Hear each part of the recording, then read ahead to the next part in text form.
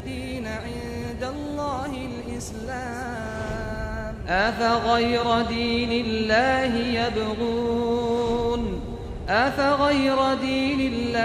يبغون وله أسلم من في السماوات والأرض طوعا وكرها وإليه يرجعون.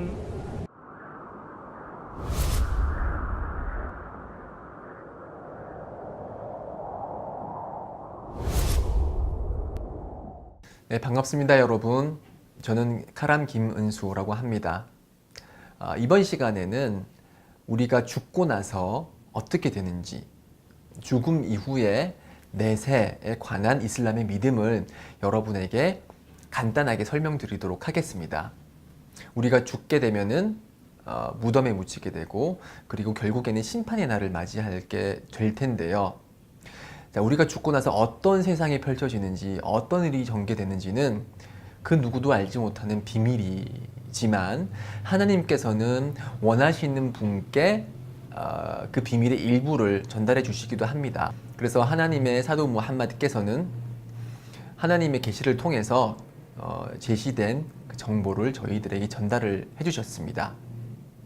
저는 꾸란과 하디스를 통해서 확증된 그런 내세에 관한 정보를 여러분들에게 간략히 전달해 드리도록 하겠습니다.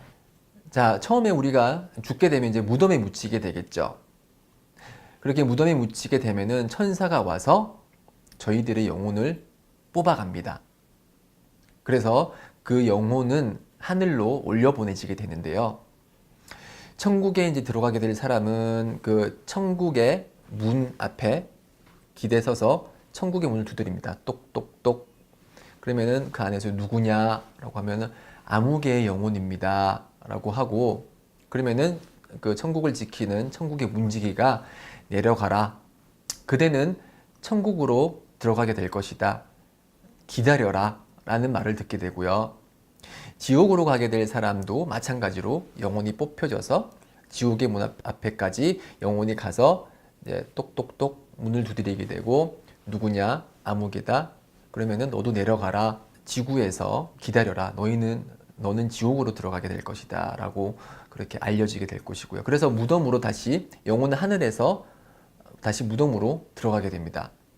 무덤은 이슬람에서 제2의 천국과 지옥과 같은 그런 장소입니다. 천국에 들어갈 사람의 무덤은 빛으로 가득 차게 되고요. 빛으로 가득 차게 되면서 심판의 날이 올 때까지 편하게 그렇게 지내게 됩니다. 반대로 지옥에 들어갈 사람의 무덤은 아주 캄캄해지고요. 너무 양쪽이 아주 좁아지게 돼서 양쪽 갈비뼈가 서로 맞닿을 정도로 아주 좁아지게 됩니다. 그래서 그 좁아지는 고통에 사람들이 비명을 지르게 되죠. 그렇지만 우리는 그 비명을 들을 수 없습니다. 무함마드 살랄라후 알레이히 와살람께서 말씀하시기를, 만약에 사람들이 그 비명 소리 때문에 도망가고 무덤으로부터 멀리 그렇게 도망갈 가능성만 아니었다면은 내가 하나님께 기도를 해서 사람들이 그 비명 소리를 듣도록 했을 것이다 라고 말씀을 하셨습니다. 그만큼 비명을 듣게 되면 우리는 견딜 수 없는 공포심에 사로잡히기 때문에 그런 비명을 저희들이 듣지를 못하는 것입니다. 자, 그렇게 무덤에서 저희들은 누워있게 됩니다. 그리고 우리가 무덤에서 누워있는 동안 심판의 날은 가까워 오겠죠. 심판의 날이 가까워 오면 올수록 여러 징조들이 나타나게 됩니다. 심판의 날에는 여러 징조들이 있습니다. 그 징조는 이제 소징조와 대징조로 나눌 수 있는데요. 소징조의 대표적인 예로는 이제 사람들이 동물이 아닌 안장을 타고 다닐 것이라는 하디스가 있습니다.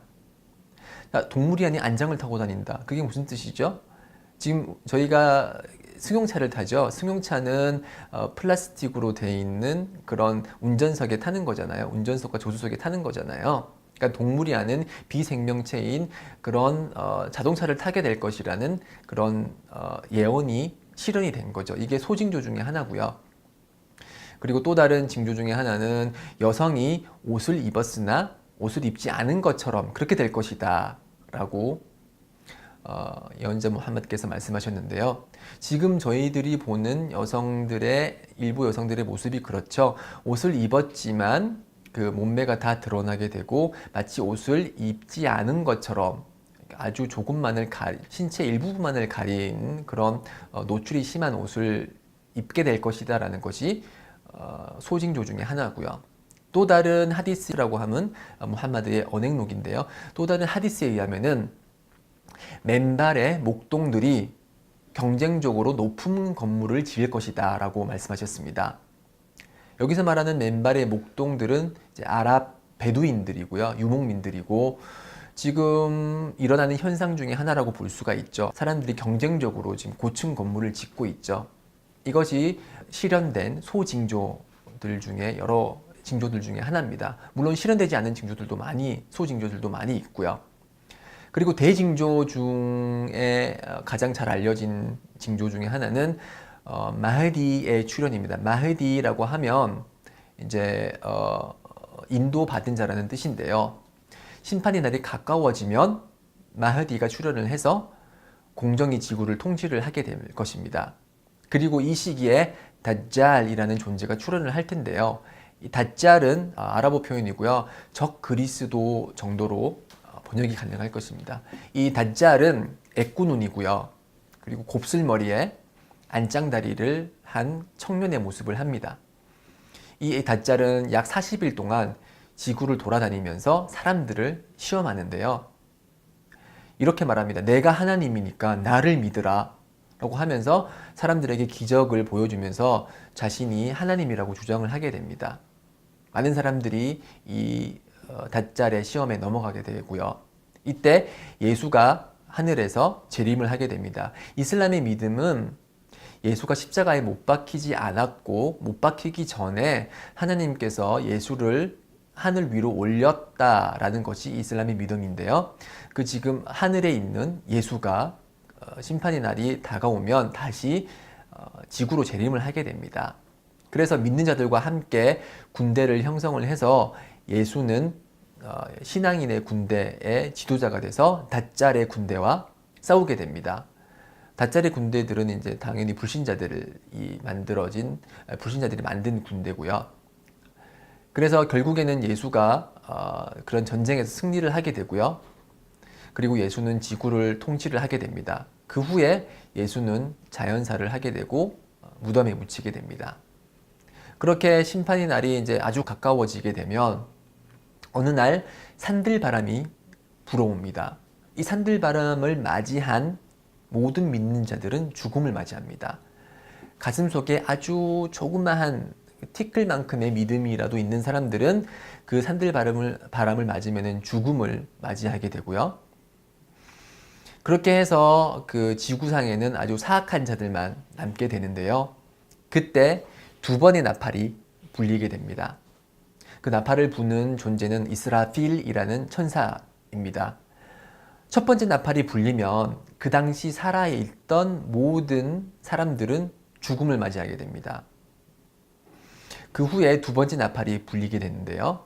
두 번째 나팔이 불리면은 죽어있던 모든 자가 부활을 하게 됩니다. 역사를 통틀어서 존재하는 모든 인류가 한 곳으로 부활을 하게 됩니다. 어떻게 부활을 하게 되냐고요? 하디스에는 자세한 그 내용이 소개가 되어 있는데요. 사람이 무덤에 묻히게 되면은 원래 흙이 그런 사람의 육체와 뼈들을 다 이제 삼키잖아요. 먹잖아요. 그렇지만 꼬리뼈만은 예외입니다. 꼬리뼈는 그대로 썩지 않고 남아 있는데요. 그렇게 부활을 할 때 생명의 비가 내립니다. 생명의 비가 내려서 그 비가 꼬리뼈로 들어가게 되고 이제 그 비를 맞은 꼬리뼈에서부터 다시 육체가 형성이 되는 것입니다. 그래서 부활을 하게 되고요. 그렇게 부활한 사람들은 소집의 장소, 아랍어로는 이제 마샤르라고 하는데 마샤르로 모든 인류가 벌거벗은 채로 소집이 됩니다. 그렇게 소집이 되고 나서 5만 년 동안을 기다리게 됩니다. 서서 5만 년 동안을 기다리게 됩니다. 그때는 태양이 아주 가까이 다가오기 때문에 너무도 뜨거운 날이기도 합니다. 땀을 흘리게 되는데요. 사람들이 자신의 선행과 악행에 의거해서 땀을 흘리게 됩니다. 선행을 많이 한 사람들은 예를 들어서 발까지만 땀을 흘리게 되고, 선행도 많지만 악행도 많은 사람들은 예를 들어서 무릎까지 땀이 차게 되고요. 악행이 너무 많은 사람들은 귀까지 땀이 차게 돼서 자신의 땀으로 익사하기 직전까지 가게 됩니다.